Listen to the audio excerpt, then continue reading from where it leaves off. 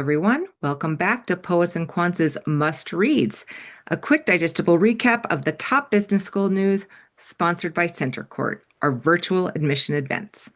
I'm your host, Christy Blyzeffer, and I'll be highlighting the most important P&Q stories you might have missed. So let's get to it. Number 1, the exit interview. John Byrne on building Poets and Quants, breaking big stories, and what business education really needs. After 16 years building one of the most influential media platforms in graduate management education, John Byrne is stepping away from Poets and Quants. He founded the site in 2010 after serving as executive editor of Bloomberg Businessweek, where he wrote a record 58 cover stories, and editor-in-chief of Fast Company. In this interview, he reflects on his time at Poets and Quants, the future of business education, and what comes next.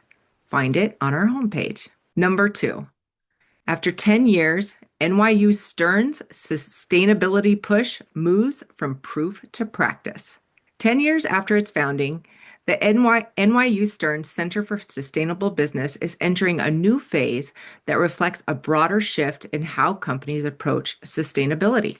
Now under new leadership, the center's focus is shifting from proof to practice.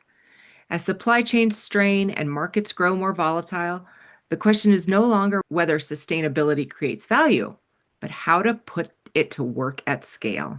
We look at the center's pioneering first decade and what the next 10 years will bring in this article, now in our news tab. Number 3, NBA rankings losing credibility, but schools still won't walk away.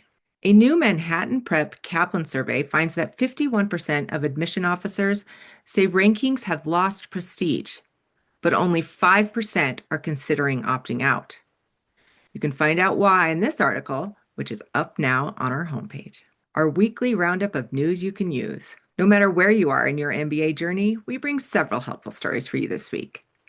First up, how to improve your MBA odds if you're over 30. This article, which you can find on our homepage, offers tips for overcoming the B-school bias for those 20-somethings. First up, how to improve your MBA odds if you're 30 plus.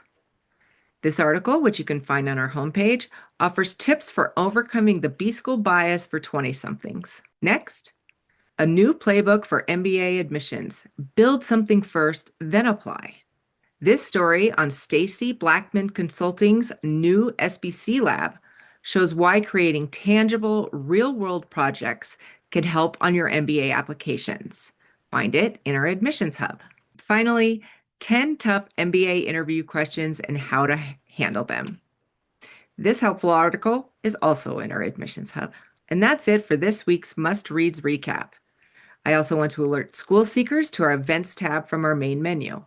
There you'll find all the upcoming admission events for a range of degrees and programs, including full-time and online MBAs, specialized masters, entrepreneurship, and more. Registration is free.